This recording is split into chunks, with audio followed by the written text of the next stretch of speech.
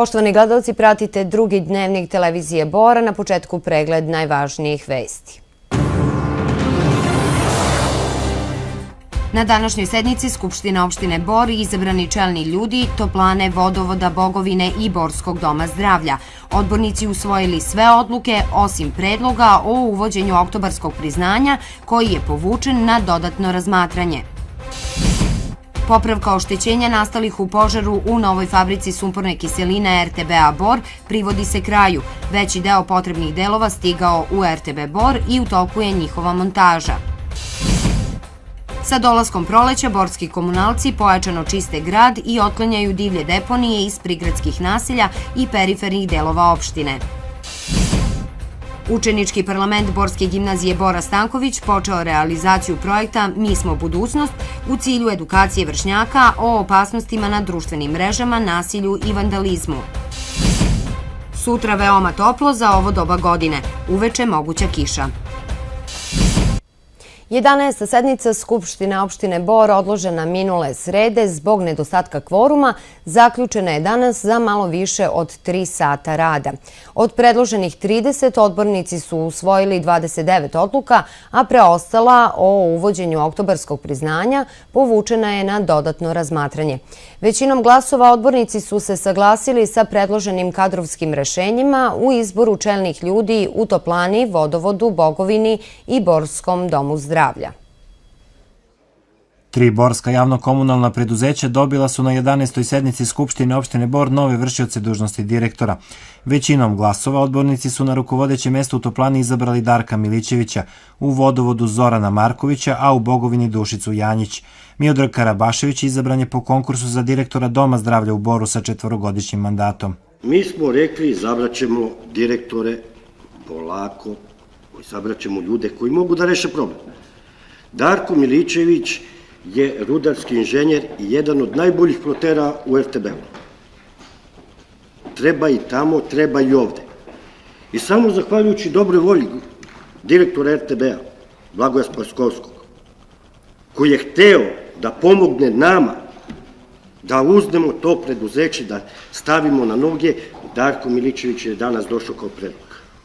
Usvojena je i odluka o učešću opštine Bor u procentu javnog kapitala Centroistoka. Odbornici i vlasti i opozicije saglasili su se da bi trebalo izdejstvovati da se iz privatizacije tog preduzeća izuzme objekat pijace koji lokalna samouprava želi da uredi i zadrži u vlasništvu.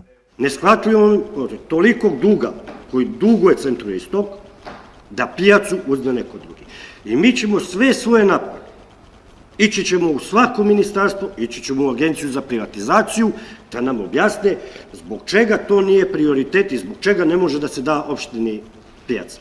Najviše diskusija na sednici čulo se odlukama o određivanju matičnih područja na teritoriji opštine Bor, za koje je objašnjeno da je reč o tehničkom zahtevu zbog uvođenja elektronske uprave i mogućnosti dobijanja dokumenata putem računara. Zatim o planu korišćenja sredstava budžetskog fonda za zaštitu životne sredine, u kojem je najznačajniji projekat zamena zastarelih azbestno-betonskih vodovodnih cevi, kao izradi i revizije strategije održivog razvoja. Promena osnivačkog akta javnog preduzeća za stambene usluge objašnjena je usklađivanjem zakona po kome se ovo preduzeće ne bavi zakupom poslovnog prostora. Ovime se direktno udara na prihode preduzeća. Sa druge strane, udara se i na kredit koje je javno preduzeće za stambene usluge uzelo u ime toplane. I takođe, znači to je 150 miliona. Taj kredit ističe sledeće godine, čini mi se u junu mesecu. Takođe, postoje obaveze prema menične i prema dobavljačima uglja, a svedoci smo da teško ide sa tom naplatom. Osim novih kadrovskih rešenja na sednici Skupštine opštine Bor usvojene su i sve druge predložene odluke, izuzev uvođenja oktobarskih nagrada koje je predsjednik opštine Bor Živorad Petrović povukao na dodatno razmatranje, nakon suprotstavljene argumentacije o tome da li je uslov za dobijanje priznanja prebivalište na teritoriji opštine Bor. Ovaj član 14 ne bi trebao da stoji ovako, već na nagradu imaju prava, bi trebalo da imaju sva lica, fizička ili pravna, koja u toku tekuće godine učine nešto dobro za ovu našu sredinu. Na 11. sednici Skupštine opštine Bor odbornici su jednoglasno prihvatili odluku o stipendiranju studenata i nagrađivanju učenika, kojem se stipendiranje deficitarnih kadrova ponovo uvodi posle 3 godine.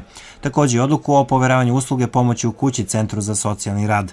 A tajnim glasanjem još na početku sednice za novog člana opštinskog veća u Boru izabran je Aleksandar Orlović.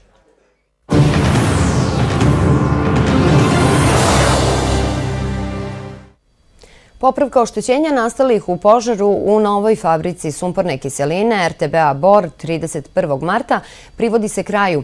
Veći deo potrebnih delova je stigao u rudarsko-topioničarski basen Bor i u toku je njihova montaža.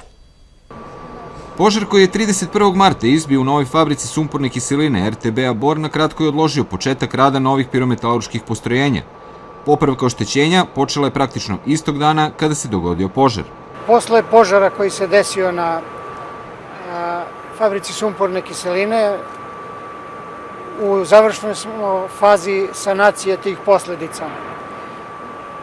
Gasovod od polijester materijala je već postavljen, demontirana je sva ispuna iz sušnog tornja, to je ukupno preko 90 kubnih metara te ispune demontirano.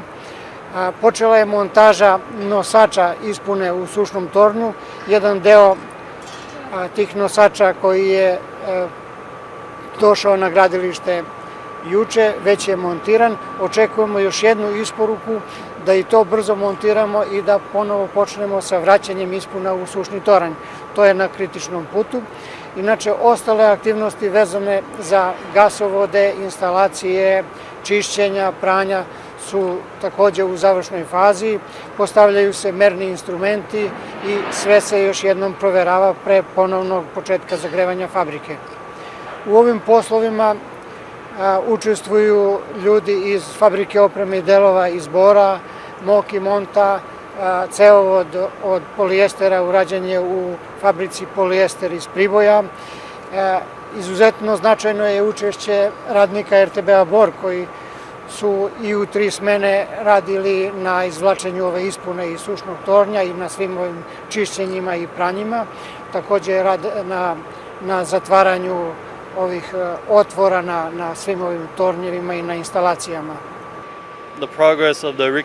Radovi odlično napreduju i očekujemo da vrlo brzo budu završeni, zahvaljujući angažovanju radnika RTB-a Bor i srpskih preduzeća koje su učestvovala u izgradnji nove fabrike sumporne kiseline. Za sada nije sigurno kada će svi radovi biti završeni, jer se očekuje još jedna isporuka materijala iz Kine. Mi očekujemo da i činimo napore da to bude što pre. Očekujemo tu zadnju isporuku iz Kine i kao što sam rekao, čim bude došla, mi ćemo se organizovati da se radi trosmenski sa duplim posadama, tako da nema nikakvog zastoja, da što god je pre moguće da osposobimo fabriku za ponovo zagrevanje. Posle završetka sanacije oštećenja, svi delovi nove fabrike sumporne kiseline biće još jednom provereni pre puštanja u rad.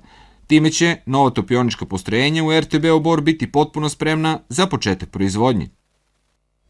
Dolaskom proleća radnici javno-komunalnog preduzeća 3. oktobar u Boru pojačano čiste grad.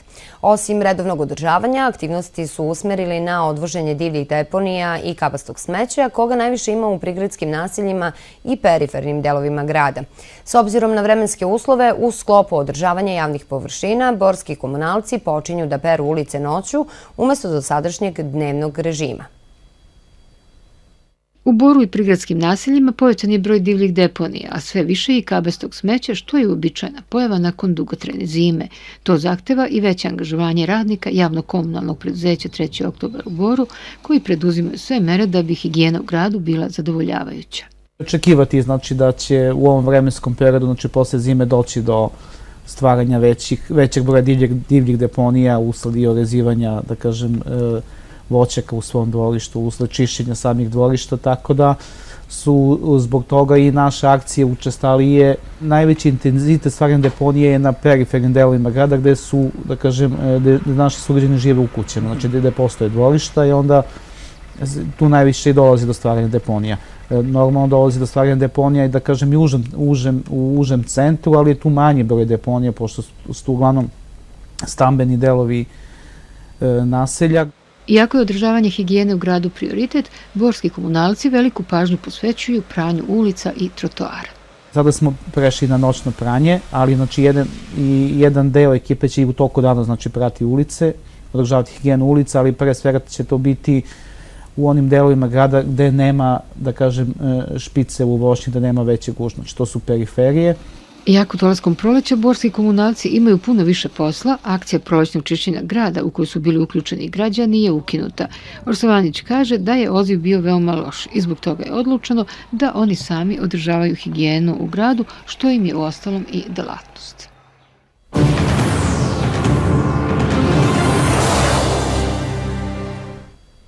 Za besplatne udžbenike koje obezbeđuje Ministarstvo prosvete, nauke i tehnološkog razvoja u okviru projekta Besplatni udžbenici za školsku 2015-2016. godinu prijavilo se 149.358 učenika, saopštilo je to ministarstvo. Udžbenike će dobiti učenici u osnovnim školama u 11 kategorija i to na osnovu razreda i grupe, a čiji su roditelji i staratelji podneli prijave do 23. marta. Prema tim kriterijumima besplatne udžbenike dobit će deca roditelja, odnosno staratelja sa niskim primanjima, deca jednog zaposlenog roditelja koji ima niska primanja, deca zaposlenih roditelja, odnosno staratelja, deca studenata ili penzionera, samohranih roditelja, roditelja boraca, vojnih invalida ili raseljenih i prognanih lica, kao i deca u hraniteljskoj porodici. Besplatne udžbenike dobit će i učenici koji borave u ustanovama socijalne zaštite, deca teško obolelog člana porodice, đaci sa smetnjama u razvoju, korisnik materijalnog obezbeđenja po drugom osnovu i učenici iz socijalno nestimulativnih sredina ili ostale osetljive kategorije, piše u saopštenju Ministarstva prosvete. A učenički parlament gimnazije Bora Stanković u Boru počeo je realizaciju projekta Mi smo budućnost radionicama u ekonomsko-trgovinskoj školi i osnovnoj školi Dušan Radović. Cilj projekta jeste vršnjačka edukacija o opasnostima na društvenim mrežama, nasilju i vandalizmu.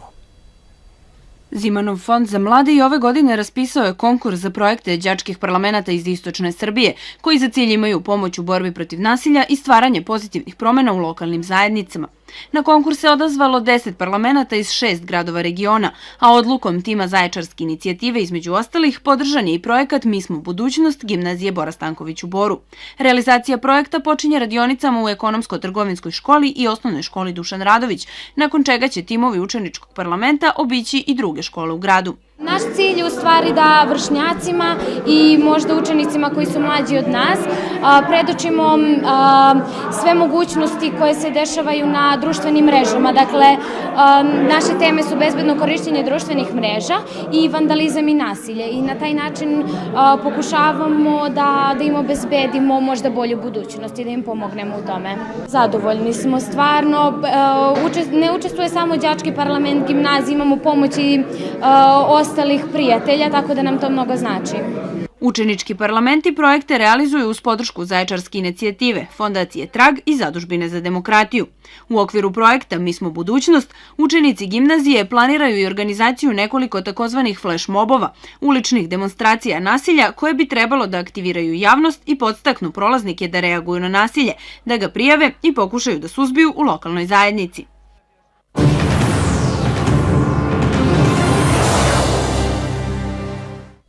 Rukometašice Bora ostvarile su pobedu u odloženom 17. kolu Prve lige Grupa Istok, savladavši ekipu Vranja.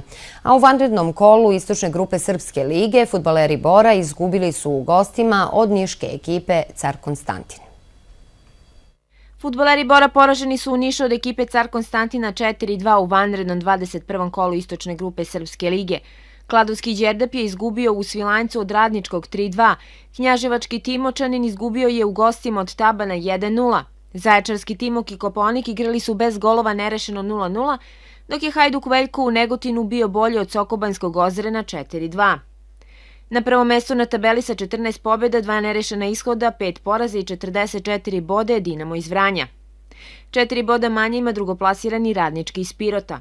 Ekipa Timoka je sa 11 pobjeda, 3 nerešena rezultata i 7 poraza i 36 bodova na 6. mestu, dok Bor sa po 9 pobjeda i poraza, 3 nerešena ishoda i 30 bodova zauzima 8. mesto na tabeli.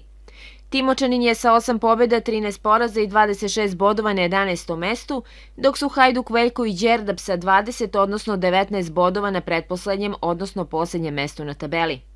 Naredno kolo na programu je za vikend, a fudbaleri Bora na svom stadionu dočekuju četvrtoplasiranu ekipu na tabeli Radan.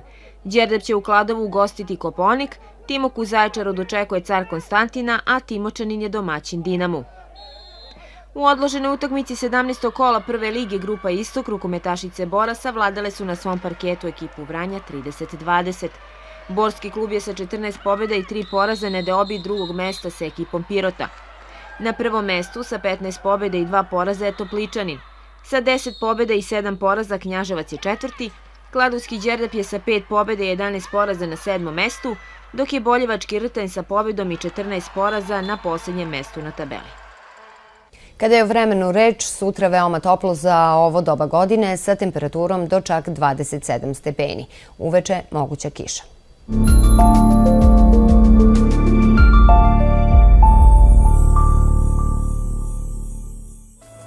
U pretežno sunčanom i veoma toplom vremenu uživaćemo i sutra. Za subotu meteorolozi najavljuju prolazno oblačenje i blago zahlađenje, ali se već od nedelje očekuje razvedravanje i porast dnevne temperature.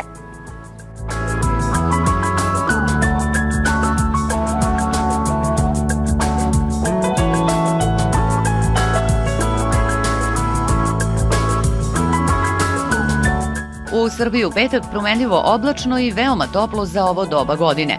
Uveče se ponegde očekuje kratkotrajna pojava lokalnih pljuskova sa grmljavinom. Duvaće umeren do pojačan u Vojvodini i jak jugozapadni vetar. Minimalna temperatura od 6 do 14, maksimalna dnevna od 23 do 27 stepeni.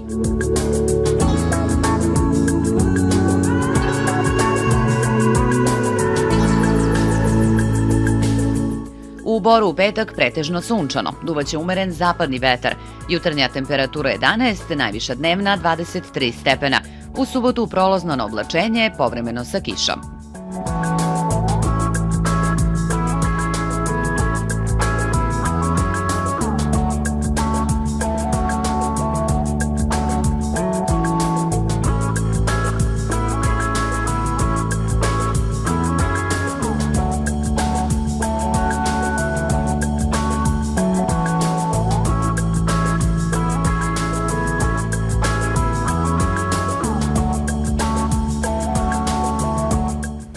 Usled očekivanih biometeoroloških prilika, osobe sa srčanim problemima i varirajućim krvnim pritiskom mogu osetiti pojačane tegobe, a u prepodnevnim satima oprez se savjetuje i astmatičarima. Nervoza, pospanost i glavobolje su moguće kod meteoropata.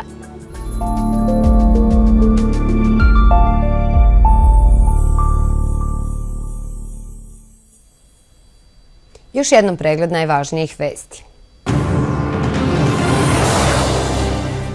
Na današnjoj sednici Skupština opštine Bor izabrani čelni ljudi Toplane, Vodovoda, Bogovine i Borskog doma zdravlja. Odbornici usvojili sve odluke osim predloga o uvođenju oktobarskog priznanja koji je povučen na dodatno razmatranje. Popravka oštećenja nastalih u požaru u novoj fabrici sumporne kiseline RTB-a Bor privodi se kraju. Veći deo potrebnih delova stigao u RTB Bor i u toku je njihova montaža. Sa dolaskom proleća, borski komunalci pojačano čiste grad i otklanjaju divlje deponije iz prigradskih naselja i perifernih delova opštine. Učenički parlament Borske gimnazije Bora Stanković počeo realizaciju projekta Mi smo budućnost u cilju edukacije vršnjaka o opasnostima na društvenim mrežama, nasilju i vandalizmu. Sutra veoma toplo za ovo doba godine. Uveče moguća kiša. Pratili ste drugi dnevnik, hvala na pažnji i ostanite uz naš program.